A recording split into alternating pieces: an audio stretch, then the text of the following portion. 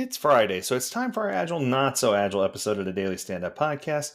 And I want to talk about job search. Now, I'm not trying to alarm anyone or, really upset anyone, but the title of this I decided is going to be You Shouldn't Search for a Job. You should let the perfect job find you. Now, I'll explain what I mean by that in a minute. I want to start by facing reality. The traditional approach to finding and applying for a job no longer works. It's just not going to happen. Not in this day and age, not today, not next week, not next month. The world has evolved and the way of finding jobs has evolved, and that means you need to evolve. I'm sure you remember the last time you went looking for a job, right?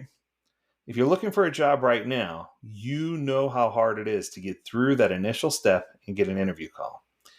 If you applied through, let's just use an example, LinkedIn, you're way less likely to get a call from HR because you alone didn't apply for that job.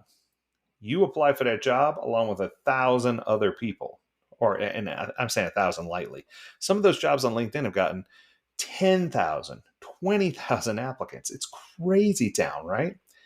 Do you know that 70% of the people currently employed are looking for a job change? I'm going to say that again. 70%, according to Indeed, are looking for a job change.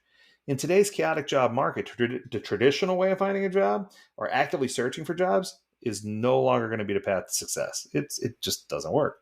Instead of tirelessly applying for dozens of positions, what if you could reverse the process and allow the right opportunity to come straight to you? Here's what I mean by that.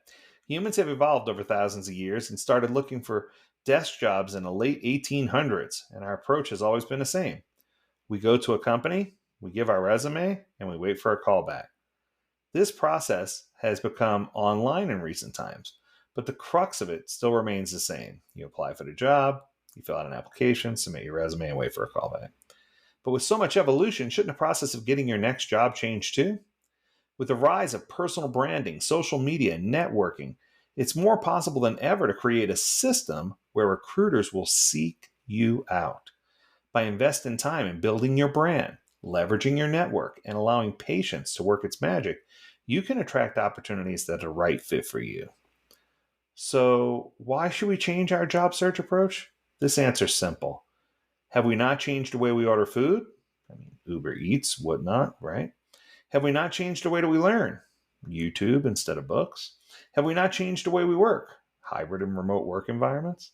So when the world around us has evolved, why haven't we changed the way that we look for or seek jobs? Some of us have evolved like, the top 1%. They've changed their approach, but it's the rest of the people, the 99%, who have not changed. We don't hire people who are looking for jobs because the kind of people we need are the ones who are not looking for jobs. That's a quote from the CEO of Zomato. The philosophy is not just followed by Zomato, but it's followed by many other companies as well. So the question arises, when should we look for a job? The best time to switch a job is when the right opportunity arises. Not when you're frustrated with your situation, not when you're in fear of layoffs, but now, how should you make sure that opportunity, the right one, comes to you? After talking to people who have already done it, I've narrowed this down to 4 key talking points. The goal is to attract a recruiter, right? So here it is. I am going to give you the 4 key talking points to have success in finding your next job. Number 1, build your brand. Establish a strong personal brand. That's the first step to letting a job find you. Think of yourself as a product that needs to stand out in a crowded Walmart. The first thing that you need to do is sit down and understand what you are good at, whether it's front-end work, back-end work, product management, UI, Scrum Master, project manager. Break it down to the smallest skill. It could even be something as simple as using Figma, right? Or using Canva. That works. That's good. Now your only task is to share this knowledge and expertise that you have with the world. Create content that demonstrates your skills, such as writing blog posts, making videos, appearing on podcast episodes, sharing insights on platforms like LinkedIn and Twitter and TikTok. Engage with communities that are relevant to your field. The more visible and valuable you are, the more likely recruiters are going to notice your expertise. Make sure that your website or portfolio or social profiles are polished and consistent with a professional image. Yes, that means you have to clean up your social media.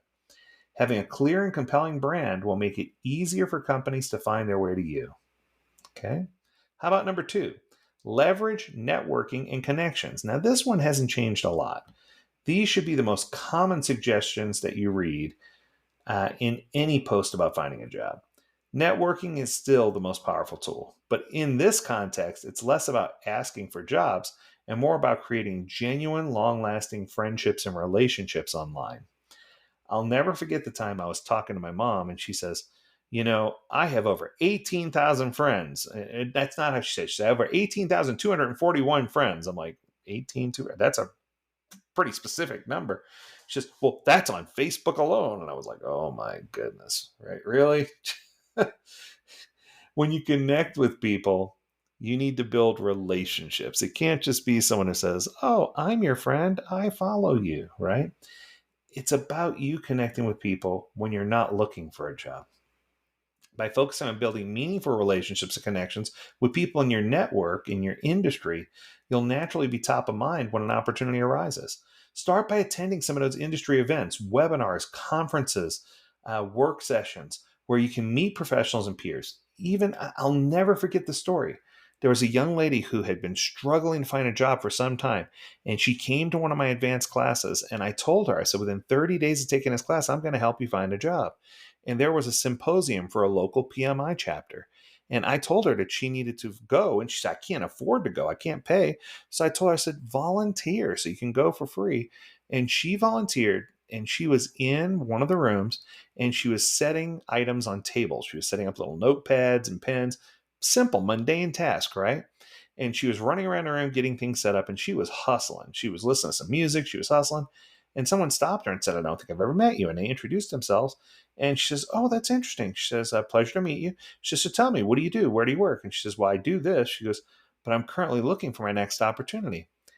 And the lady she was speaking to was a C-level executive at a company. And she had no idea. And the lady told her, why don't you shoot your resume over to me and let me see if I can, if I have any opportunities or I know anybody who could help you out. When she sent her resume over, this C-level executive, female C-level executive inside of the company, sent the resume to her talent management department and said, quote, find this person a job. They have the work ethic that we are looking for. Setting tables can lead to you getting a job if you treat your network correctly. Maintain relationships, stay in touch, offer help, share relevant content. Networking doesn't always have to be something transactional. It's about cultivating a community of people who know your strengths, that can vouch for you, that will stand for you. Opportunities arise from people who are in your extended network, maybe even those who might not be hiring right now, but are going to be hiring in the near future. And here comes number three. Let the recruiters and opportunities come to you. Once you've established a very strong online presence and built a network, you can begin letting recruiters and hiring managers come to you. Recruiters are on LinkedIn like crazy and other platforms to find potential candidates based on skills and industry reputation. So optimize your profiles for searchability. This means having a keyword rich bio, listing accomplishments and demonstrating them through leadership in your field. Use job boards or websites like AngelList, but instead of simply applying, allow recruiters to see your profile and reach out to you. Keep your profile clean and updated even when you're not looking for a job. Make it known that you're open to new opportunities without being overly aggressive. By being visible and showing value, recruiters will come to you for the roles that match your qualifications. Make sure to add areas of expertise so that they can identify you as a potential candidate.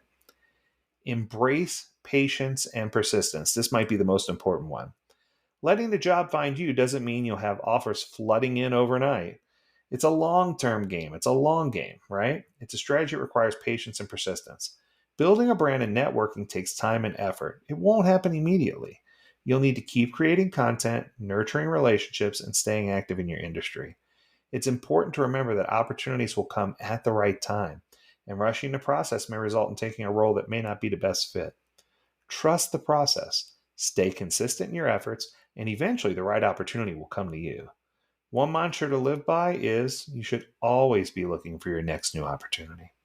No matter how good your current opportunity is, no matter how comfortable your current job is, you should always be looking to get better and better over time.